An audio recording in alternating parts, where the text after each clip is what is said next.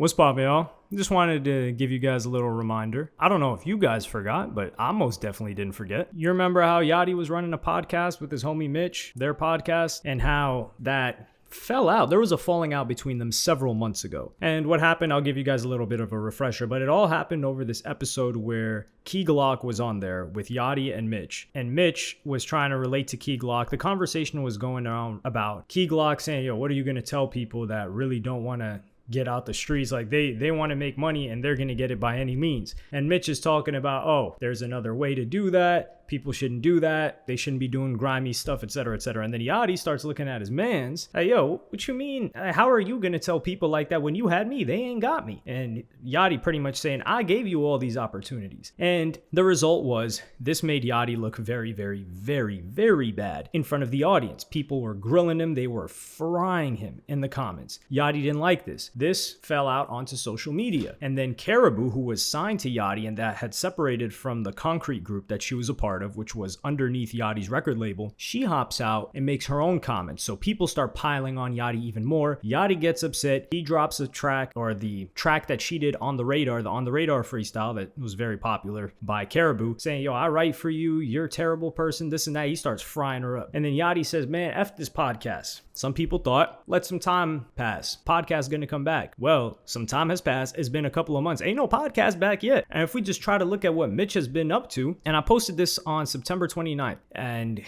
Mitch had tweeted saying, currently practicing my putting the fries in the bag technique. We'll update you soon. And he says, Mitch, please bring the podcast back. A fan says that. He says, not gonna lie, I think bro rolling up that podcast in a backwood as we speak. So he didn't even know if it was gonna come back or not at this point. And this was September 28th. I posted this on September 29th. And a bunch of people in my IG comments were saying, nah, man, it might come back. Who knows? However, when I first started talking about this and saying, yo, I think this podcast is actually over when this happened, people were saying, nah, you gotta wait. It takes 2 weeks for another episode to come out. I don't know if their deal was up. It was probably up and they were renegotiating for a new deal, and Yachty said F this, because now when you look at Mitch, I mean, he's going through it right now, because he tweeted out on November 20th. He said, wow, I really just lost my chick because she thought I was staring down Ruby Rose, bro. WTF, I really hate 2024. And then he posted this video clip, which you can see. And he says, bro, you can clearly see I'm just watching the game like everyone else. Didn't even know Ruby was right there. And he hasn't tweeted since. So I'm really interested. And this circles back to my point, because people were saying, yo, Mitch is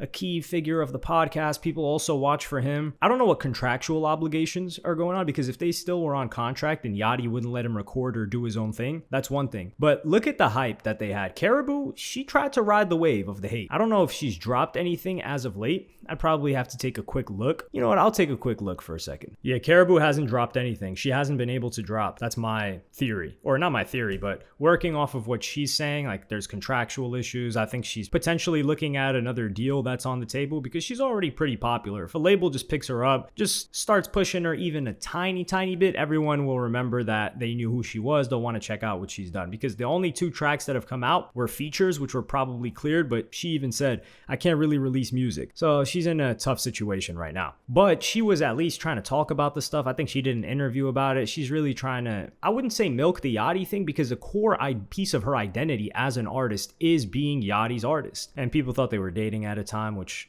I don't know if it's true or not. I don't personally think it matters. I don't judge her based off of if she had a relationship with Yachty or not. I think she did it on her own. I think people liked her whether or not she was dating Yachty. Now, the fact that she was with Yachty, yes, for sure, that definitely helped her a lot. And Mitch was saying that apparently he had a touch in dressing her and giving her style and all that. So she's actually done something. Now, I don't know if that's the same thing with Mitch, because if Mitch was actually motivated, and this goes back to Yachty being a villain, right? And I'm kind of defending Yachty on this point. Yachty left Mitch not high and dry. He left him at a peak. People were feeling bad for Mitch. They felt like Mitch got done dirty. They felt like Yachty was being a diva and he was being a terrible friend. So at this point, Mitch could have proven or just used the leverage that Yachty gave him to continue doing the podcast. He didn't even need to. Mitch was at a point where he didn't even need to have guests. He could just spark up, record, and just talk about whatever. He could talk about hip hop. He could talk about fashion, any of the things that his personality became known for. And people would tune in. Remember when Rory and Mal left Joe Budden? That was the most attention they ever had. And then it stalled for a while. And they kind of were, I wouldn't wouldn't say dead in the water, but their numbers were looking scary. And then they slowly but surely stayed consistent and picked back up. So these guys clearly weren't lazy. That wasn't the issue that Joe Budden had with them, or at least not at the time. I don't know what issue Joe Budden had with them. Well, the real issue, right? I think Joe Budden just felt like, hey, this is my stuff. Y'all gonna have to get out, which is exactly what it sounded like. And I can't blame Joe Budden for that. So with Mitch, he hasn't done anything since then.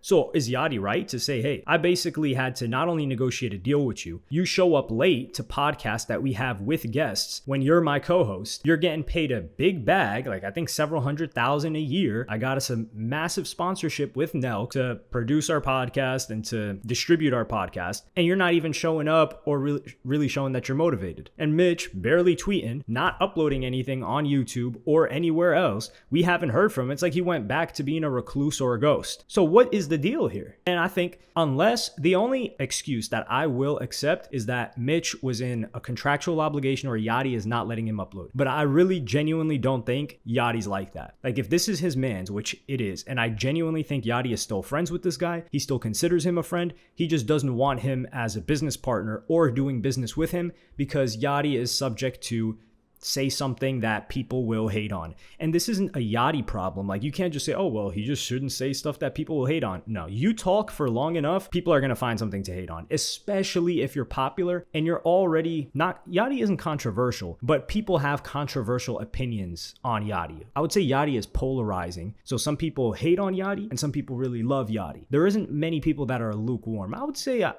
don't hate Yachty at all. I would say I'm more fair. I wouldn't say I'm lukewarm to him. I like Yachty more than I have bad things to say about him. I'd say that much, especially throughout his career and how he's been able to maneuver. So in Mitch's case, I don't think Yachty would screw him over like this. Like, sure, he quit the podcast, but I think Yachty would say, hey, look, man, I quit the podcast. You can upload on YouTube on your own. You could start your own thing. You could keep using that brand. I may hop on here and there, but this is what it's going to be. And I need to focus on my career. Keep in mind, these past 3 months have been great for Yachty. And some people say, oh, is it really great? He hasn't been talked about. That's probably what he wants. Like, we're only talking about Yachty when it has to do with music or something that he's got going on or his own opinions. Whereas on the podcast, he was getting a ton of hate. Has he gotten hate since then? And I'm not saying he got hate throughout the life or duration of the podcast. I'm just saying he got a lot of hate for that specific event, which frustrated him because there was a lot of behind the scenes information that fans didn't know. And I still will say that you could just circle back to my video that I did on that situation to get my whole opinion, but it's quite nuanced and I don't think Yachty's just a straight up villain there. There's probably a lot of information that we don't have for why he responded in that way, but I still think it was kind of wrong. That's the summary of my take on that whole situation, if you remember it. So it looks like that podcast has come to an end, which is unfortunate for those of you who may have been fans of it. If you are a fan of it, let me know. Would you have checked out Mitch's podcast? Me personally, if Mitch started something on his own, and I don't think Mitch should be sitting on a whole podcast, him just talking for 10, 15 minutes about some sort of hip hop stuff, especially what he was going through early on, like saying things that he experienced in hip hop. I'll give you a perfect example of somebody that did this great. Ant Glizzy. Ant Glizzy didn't really have much. He was just kind of muscle, if you want to call it that, for a shy Glizzy. And he would just tell stories of things that he experienced in the industry in comparison to where he grew up. Now, he had more of a, I guess, like gangster element to it or like street element to it, which I don't know what the deal with Mitch is there. But I think people would just want to hear stories about Mitch, what was going on when he was rolling with Yachty, how he contributed to certain artists. He doesn't have to say names, but just give us more about him and talk about it on his own channel. I would watch that, at least for the first couple of times, because there's hype for what's happened to this podcast.